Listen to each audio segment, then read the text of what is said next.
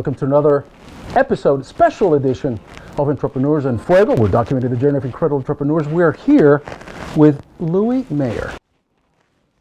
Brandmint. Brandmint. You know what? I got to tell you something, man. Anytime I talk to anybody that has got a company with the name brand somewhere in it, it just gets me going because I'm a marketing guy myself. Love it.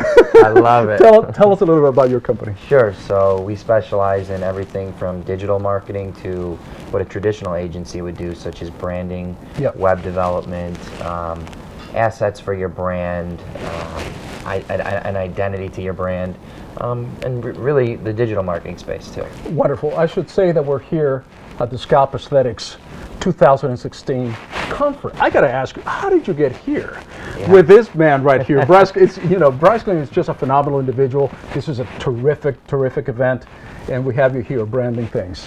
You know, it's an extremely funny story because Bryce and I share the passion for entrepreneurship. Right. And I happen to be at one of the local dive bars. Local where? Local what city? Rochester, New York. Exactly. All right. Basically Canada. Right. So I happen to be having a drink with a couple of buddies at a local dive bar. And here rolls up this Maserati, and I'm sitting there, I'm like, man, look at that car, nice. So this guy walks in, and he walks in by himself, and he just sits down. He sits down next to me and has a drink. So I start talking to him. We talked for 3 hours. Wow. He missed his dinner with his wife. Oh, Jesus. So, our friendship kind of grew through business and entrepreneurship. And I'm honored enough for him to ask me to have come talk about my experiences and relate it to his industry. So that's what brings me here today. Let's talk about that experience in this industry, because it's an industry that is growing by leaps and bounds. I mean, it's just exploding, right? How do you, as a brander, get the reins of this thing? Because I mean, you can take it as a brander. I mean, you can take it in many different directions, right? I mean, at the end of the day, we as consumers, or looking from the outside in, we're going to look and appreciate what you told us to look for. So I'm glad you bring that up, because I joke with Bryce all the time because he calls it a hair tattoo, and I tell him it's so much more than a hair tattoo. It's an art. It's it's groundbreaking. Sure. It's with the way that the charcoal is made and the way that the application of everything is gone. I just think it's so much more than a hair tattoo, and it should be branded as something so groundbreaking, like this new procedure.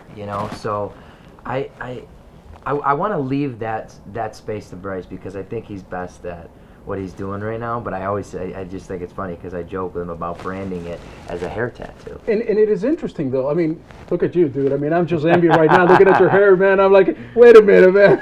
I got to get a little bit of that potion right there. I'm going to joke with everybody when I have to go and speak. You're not used to somebody with a full head of hair. You don't want to look like me. Coming in to talk to you about, something that's replacing hair. So. But again, branding, such an incredible business, and like you said, it's just not a tattoo on your head. It's much more than that. It's about, and what I hear from everybody, from all these artists like you described, is just much more than just a science, than getting a tattoo of your mom right here on on the side of your arm. It's much more than that, because it's about changing your life at the end of the day, much like Bryce has done throughout the history of his entrepreneurial life. Yeah, absolutely. Do you do a scientific study of the industry? Do you go with a little bit of a gut feeling? I think this is where I should brand this industry. No scientific study, but I kind of feed off Bryce's energy, and whenever we talk, we're constantly having good conversation of ways that he could change things, or a direction that he can go in. But no scientific study, and I think Bryce is the king of that. He doesn't stick to one avenue. He kind of feels out a bunch of different avenues with respect to the brand, and just kind of sees what sticks and kind of runs with it. So it's a great point, because in feeling things out, then what I'm hearing is that you're not afraid to fail. That's exactly it. Yeah, It's absolutely. okay. Right. Because Exactly. you just don't know. It's not scientific. Exactly. You yourself, as a brander, you are an artist yourself. Yes, Because you're right. creating something from absolutely nothing, from Right. ether, right? Right. You're creating it from your gut feeling. Right. Exactly. Absolutely. The most rewarding aspect of your business, what is it? Working with people like Bryce and clients that you could see that they can take their business from something that was just a basement experiment Right. to something that is now gaining national attention, worldwide attention. Yeah, worldwide. So Yep. I would say that's definitely the most rewarding part of my business is being able to work with those people. Yeah, that's what comes at top of mind. You're branding a freaking industry, man. I mean, that in itself has to be so fulfilling from a man that is in this type of industry, right? I mean, you're branding, you're taking social media. I mean, you're sending the message that we as consumers will ultimately buy into it or be turned off by it. Yeah. And that's an art. And the ability of you to do that, the aspect of being unafraid to fail is admirable. Do you work exclusively with the micropigmentation industry, or No. do you have other clients in different other industries? We have other clients in all facets, all different industries, from hospitality to real estate to limo space. I mean, you name it, to the mom and pop shops. So we're all over the place. But to touch on the branding and aspect of Bryce's business, we ran some social media campaigns, and we did a lot of A and B testing where a handful of Explain what A and B testing okay, is. so running side-by-side Okay. ads in ad space to see which ones respond best. And your standard verbiage like hair loss solution, losing your hair, question mark, those went so far to, even though this is the SMP industry, Right. this, those went so far, like they just took off.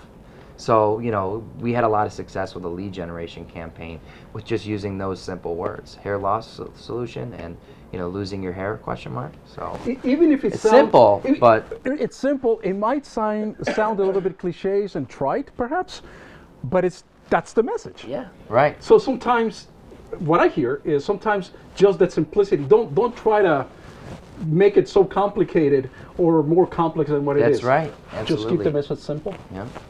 Yep. Absolutely. And that's what we did here. That's pretty impressive.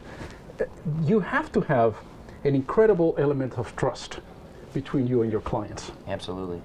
because you're looking at an industry, whether it be the limo or the real estate or the micropigmentation, hair loss, and at some point, me as a client, I have to trust your judgment, and you probably have it right there. I mean, you're seeing it, right?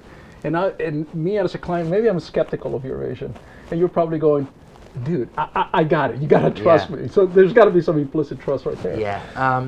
A big part of that is transparency. As long as you remain and have that transparent relationship with Right. your clients, you'll never have that problem. And I am a huge advocate of transparency. You have open conversation, and I'm not saying that we're always going to be right. Right. But in some cases, your business better than the agency knows the business. So please, let's work together. Give one another feedback and really expose the brand. What's the best story that you can remember in your entrepreneurial life? One that stands out that you go, man, this was so rewarding. It's funny you say that. It's actually my non-for-profit that I started.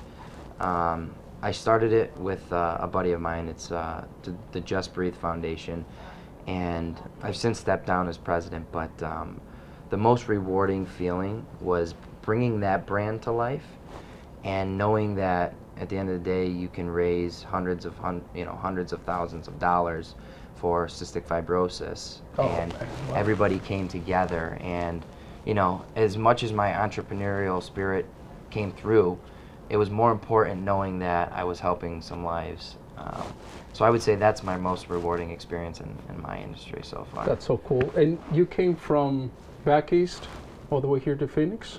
The Northeast. The Northeast, all the way here to Phoenix. We're having some incredible weather here this week, man. Yes. Are you going to move anytime here to Phoenix? Are you going to be able I don't to know if I think I'm going to accidentally miss my flight home.